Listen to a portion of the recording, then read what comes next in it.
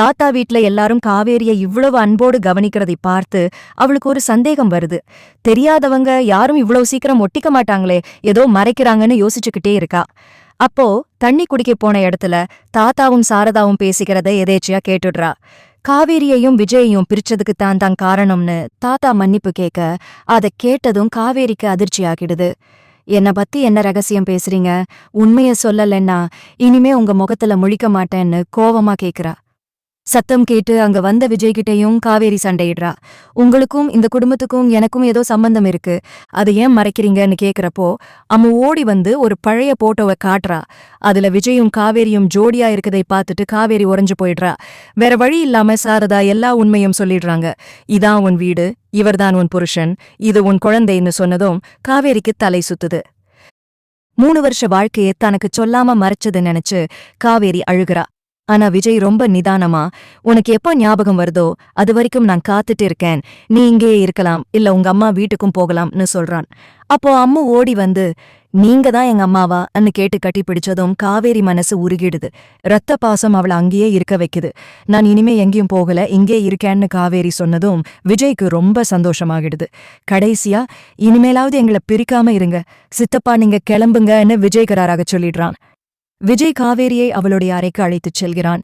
அந்த அறையை பார்த்ததும் காவேரிக்கு இனம் புரியாத ஒரு உணர்வு ஏற்படுது. அங்கிருக்கும் ஒவ்வொரு பொருளையும் விஜய் காவேரிக்கு அடையாளம் காட்டுகிறான். இந்த அலமாரி, இந்த கட்டில், ஏன் இந்த ஜன்னல் திரைச்சீல கூட உனக்கு பிடிச்ச நேரத்துலதான் நான் அமைச்சேன் என்று அவன் சொல்ல சொல்ல காவேரி மெல்ல மெல்ல அந்த அறைக்குள் தன்னை உணர்கிறாள். அம்மு ஓடி வந்து, மம்மி நீங்க இல்லாதப்போ நான் இந்த பொம்மை கூடத்தான் பேசிட்டே இருப்பேன், இனிமே நீங்க என் கூடவே இருப்பீங்கல்ல என்று கேட்க காவேரி கண்கலங்கி அவளை அணைத்துக் கொள்கிறாள். ஒரு பக்கம் பழைய நினைவுகள் திரும்பவில்லை என்ற ஆதங்கம் இருந்தாலும், மறுபக்கம் தன் கணவன் மற்றும் குழந்தையின் அன்பு அவளுக்கு ஒரு பெரிய பாதுகாப்பை தருது. மறுபுறம் தாத்தா தன் தவறை உணர்ந்து ஒரு மூலையில் அமைதியாக அமர்ந்திருக்கிறார். சாரதா அவரிடம் வந்து, இப்போதாவது உண்மையைச் சொன்னோமே, அதுவரைக்கும் நிம்மதி, காவேரி சீக்கிரம் பழையபடி மாறிடுவா என்று ஆறுதல் சொல்கிறார். ஆனால் சித்தப்பா இதையெல்லாம் பார்த்து மனசுக்குள்ள ஏதோ ஒரு திட்டம் தீட்டுவது போலத்து தெரியுது.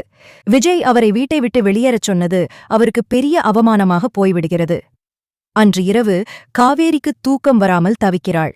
விஜய் அவள் அருகே வந்து, ரொம்ப யோசிக்காத காவேரி, உனக்கு எதையும் நான் கட்டாயப்படுத்த மாட்டேன், இப்போதைக்கு அம்மாவோட அம்மாவா மட்டும் இந்த வீட்ல இரு, அதுவே எனக்கு போதும் என்று சொல்ல காவேரியின் மனதில் விஜய் மீதான மரியாதை இன்னும் அதிகமாகுது.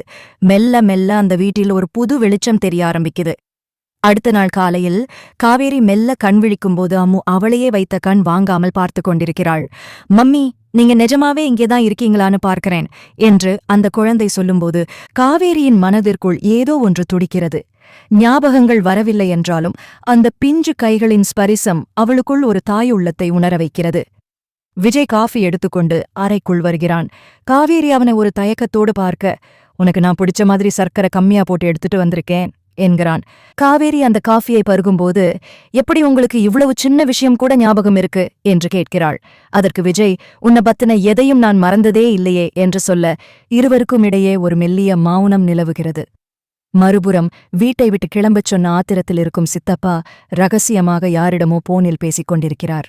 விஜய் என்னை அவமானப்படுத்திட்டான், காவேரிக்கு பழைய விஷயம் எல்லாம் தெரிஞ்சா நாம மாட்டிக்குவோம், அதுக்கு முன்னாடி அவளை இந்த வீட்டை விட்டு துரத்தணும் என்று சதித்திட்டம் தீட்டுகிறார். அன்று மதியம் காவேரி பழைய ஆல்பங்களை ஒவ்வொன்றாக புரட்டிப் பார்க்கிறாள். ஒரு புகைப்படத்தில் அவள் கொடைக்கானலில் சிரித்தபடி நிற்க, பின்னால் இருந்த மலைச்சரிவை பார்த்ததும் அவளுக்கு தலை சுற்றுகிறது. லேசாக ஏதோ ஒரு விபத்து நடந்த காட்சி அவள் மனக்கண் முன் வந்து மறைகிறது. தலை வலிக்குதே என்று அவள் அலற விஜய் பதறிப்போய் ஓடி வருகிறான். ரொம்ப ஸ்ட்ரெயின் பண்ணிக்காதே காவேரி, டாக்டர் சொன்னது ஞாபகம் இருக்கட்டும், மெதுவா எல்லாம் மாறும் என்று அவளை தேற்றுகிறான்.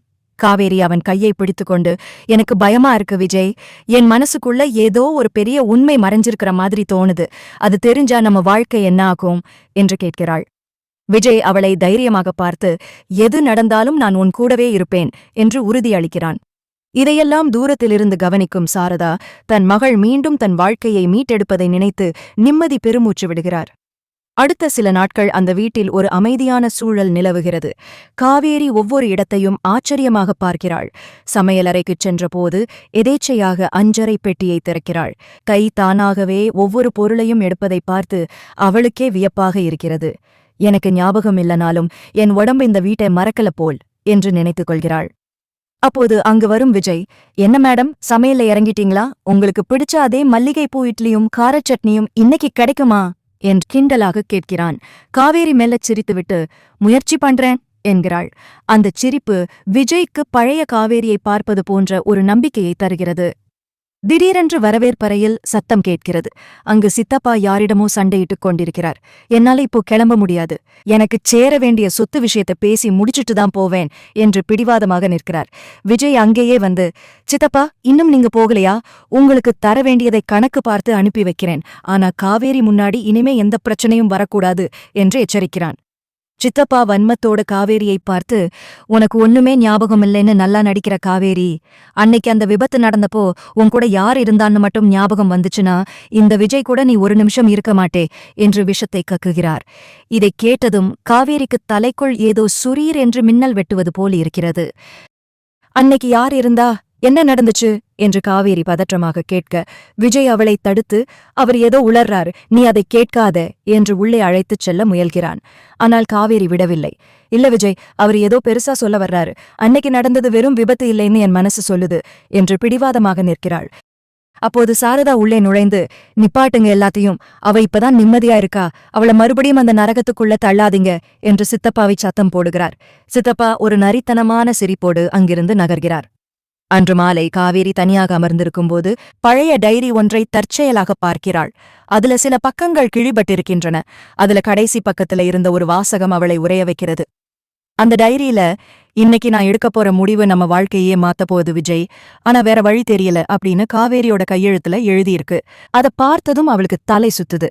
நான் என்ன முடிவு எடுத்தேன், எதனால இவ்ளோ பதற்றமா எழுதியிருக்கேன் ஆனா அவளுக்குள்ள 1000 கேள்விகள் ஓடுது. அப்போ அங்கே வந்த விஜய் அந்த டைரிய பார்த்ததும் ஒரு நிமிஷம் பதறிடுறான். ஆனா உடனே சமாளிச்சுக்கிட்டு, காவேரி, பழைய விஷயத்த நோண்டி உன்னை நீயே கஷ்டப்படுத்திக்காதே, இப்போ நம்ம சந்தோஷமா இருக்கோம், அது போதாதான்னு கேக்குறான். ஆனா காவேரியோட முகம் ரொம்ப தெளிவா இருக்கு. இல்ல விஜய், ஏதோ ஒரு உண்மை என்ன துரத்துது, அது தெரியாம என்னால நிம்மதியா இருக்க முடியாதுன்னு உறுதியா சொல்லிடுறா. அடுத்த நாள் சித்தப்பா மறைமுகமா ஒரு வேலையை செய்றாரு. காவேரி தனியா இருக்கிறப்போ அவகிட்ட வந்து, ஏமா காவேரி, உனக்கு அந்த பசுபதி யாருன்னு ஞாபகம் இருக்கா என்று கேக்குறாரு. அந்த பேரை கேட்டதும் காவேரிக்குள்ள ஏதோ ஒரு நடுக்கம் வருது. பசுபதியா, அவர் யாருன்னு கேக்குறா. அவர்தான் அன்னைக்கு அந்த கார்ல உன் கூட அவர் இழுக்க. சரியா அந்த நேரத்துல விஜய் அங்கே வந்துடுறான். விஜய் கோவத்துல கத்துறான், சித்தப்பா, இதோட நிறுத்திக்கோங்க, காவேரிய இங்கிருந்து கூட்டிட்டு போக நீங்க போடுற திட்டம் எனக்கு தெரியும், இனிமே ஒரு வார்த்தை பேசினா நடக்கிறதே வேற அப்படின்னு சொல்லி அவரை அங்கிருந்து போக வைக்கிறான். அன்னைக்கு நைட்டு காவேரிக்கு ஒரு கனவு வருது. அதுல ஒரு கார் வேகமா போயிட்டு இருக்கு. யாரோ ஒருத்தர் அவகிட்ட சண்டை போடுறாங்க. அப்புறம் பயங்கரமான சத்தம். அலறி அடிச்சுக்கிட்டு காவேரி முழிக்கிறா. அவ பக்கத்துல தூங்கிட்டு இருந்த அம்மு, என்னாச்சு மம்மி, பயப்படாதீங்க, நான் இருக்கேன்னு சொல்லி அவளை கட்டிக்கிறா. அந்த குழந்தையோட அன்பை பார்க்கிறப்போ காவேரிக்கு ஒன்னு புரியுது. உண்மை என்னவா இருந்தாலும் இந்த அன்பும் இந்த வீடும் நிஜம்.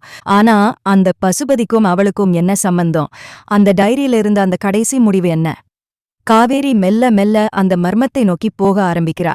ஆனா விஜய் எதையோ அவகிட்ட இருந்து காப்பாத்த நினைக்கிறான். அது காவேரியோட நலத்துக்காகவா இல்ல வேற எதுக்காவான்னு அவளுக்கு புரியல.